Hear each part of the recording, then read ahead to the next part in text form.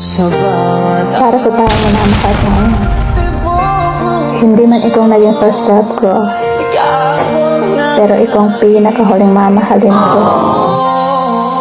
Tandaan mo yan. Sometimes I am frightened, but I'm ready to learn of the power of love. Oh, totoo ba yun?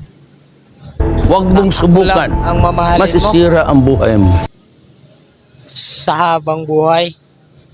Baka scam lang yan.